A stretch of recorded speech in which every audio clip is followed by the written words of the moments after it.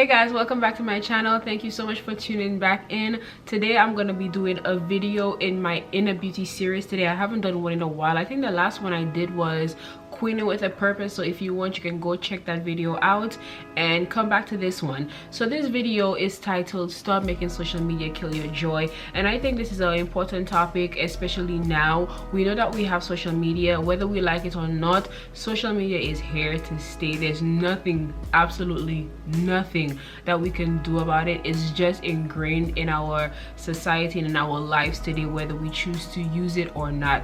So it impacts us definitely, especially the new generation, millennials. It does impact us in a great way, positively, negatively, and we need to figure out how to have control over social media and limit it, and figure out how we could use it to benefit us and not to our detriment. And so we need to figure out how we need to stop making it make us less happy, make us less confident with ourselves, and make us less appreciative about what we have, you know, having less gratitude in our lives. I've found that the thing we do the most as when it pertains to social media is comparison, and we all know that popular statement that says comparison is the thief of joy, and that statement is so true. We just compare ourselves, whether it's our physical beauty, you know, how pretty we look, the type of body we want, even careers, if somebody has a job that we want,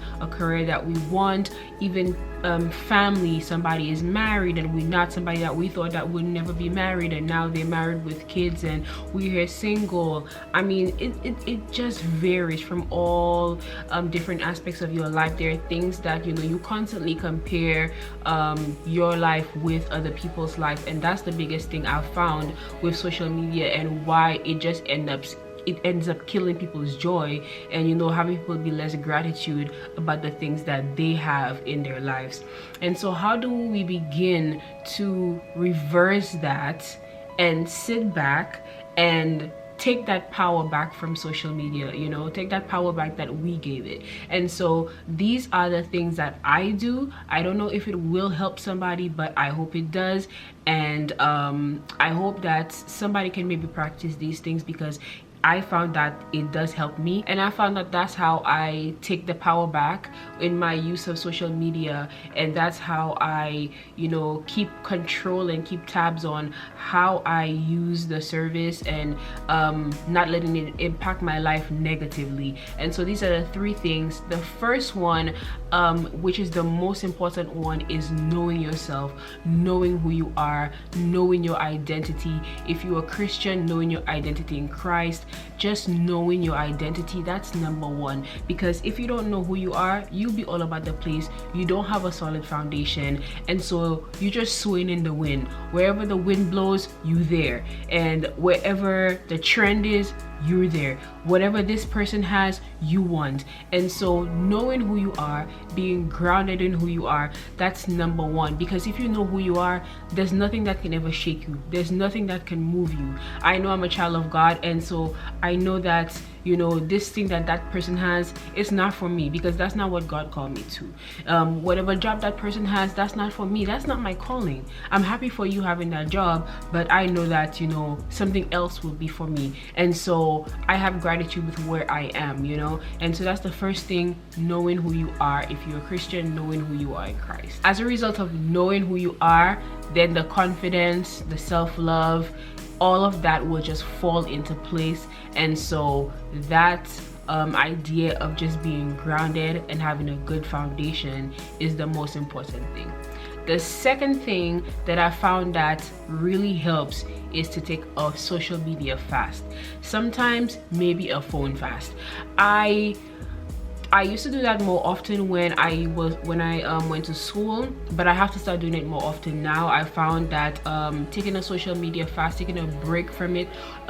If you are an avid social media user, maybe you can take maybe a fast for a couple of hours, because I know, I mean, sometimes people can't even keep their hands off of social media for an hour. So if you're that type of person who constantly checks social media, maybe try an hour and then maybe the next day see if you can stretch it to 2, stretch it to 3, you know, and then maybe see if you can stretch it to a day, and see how that helps you. When you wake up in the morning, do not open social media. The first thing you do is you shouldn't be opening social media. If you're Christian, first thing you do, pray. But social media should not be the first thing that you consume at the beginning of the day, because the beginning of the day, it sets the tone for your day. And so you don't want to, the first thing you do and you open your phone and you just flooding your mind with all of these images, and now that already sets the tone for your day. And so if you woke up in the morning and there's something that you see on social media that you're envious about,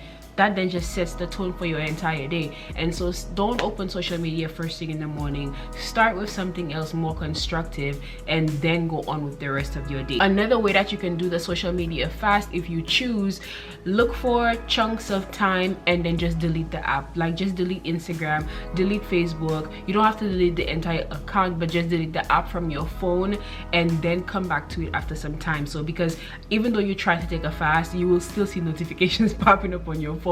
And so if you want to take it to another level where you will not be distracted, you can at least start with taking out one app at a time and see how that works for you, and see, you know, how long you can do without it, and, you know, just see how healthy and how positive and how light you begin to feel. And so social media fast, definitely that's another way. I definitely recommend people just taking time off and just, you know, start having gratitude with the things that you have around you and in your life. Now the third one I think is really important.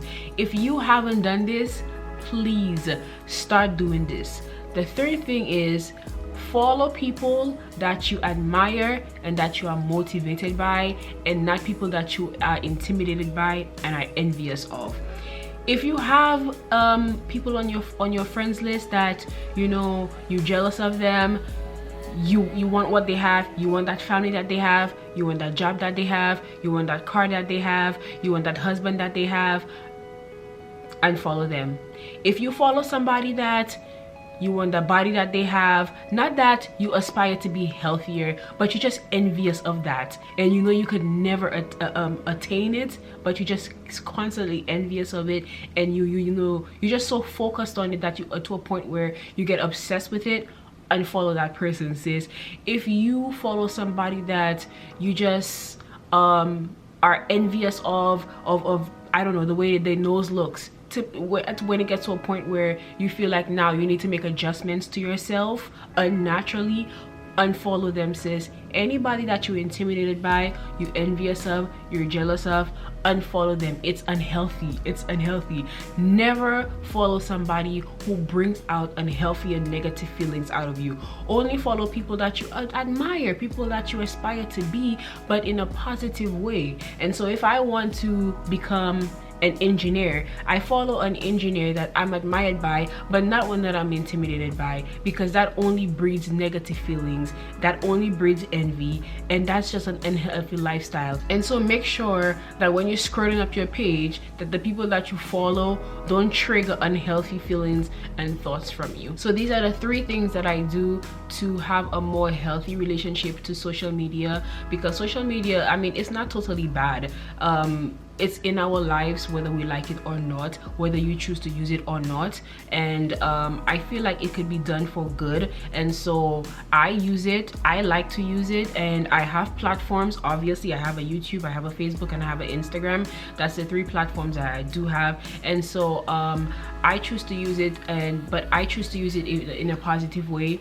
I choose to use it and not have it control me, and I choose to use it sparingly and not to a point where I can't function without it.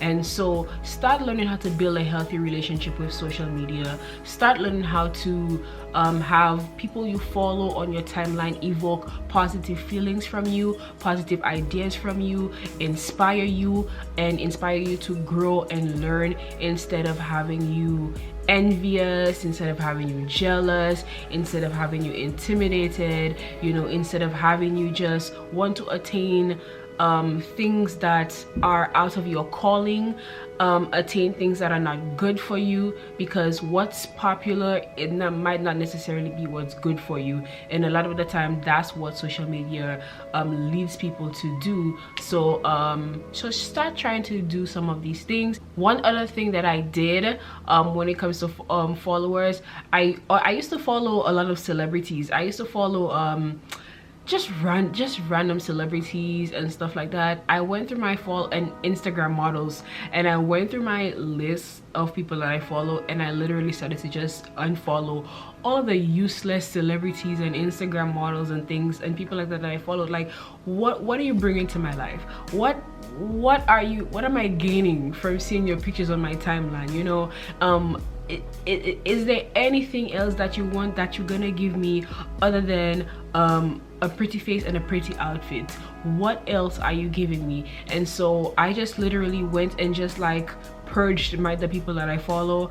I'm still in the process of doing it, but make sure you follow people that are gonna bring something positive into your life. And so go through your followers list. If you follow useless people, useless celebrities, people that are just that don't bring any value to your page or your timeline, don't be afraid to unfollow. You know, people that evoke negative feelings from you. Sometimes people just do things that you don't necessarily agree with, but you will still have it because you know you don't want to seem like the rude person. Don't be scared to do that. Just share shed the excess weight. So if you choose to engage in social media, it might as well be with positive images and positive affirmations and stuff like that. So thank you again for watching. These tips really helped me. I hope it does help somebody, and let me know if you have any other tips that you use to stay positive throughout the whole social media era or phenomenon, and just let me know what works for you. And thank you so much for watching, and I'll see you in the next video. Bye.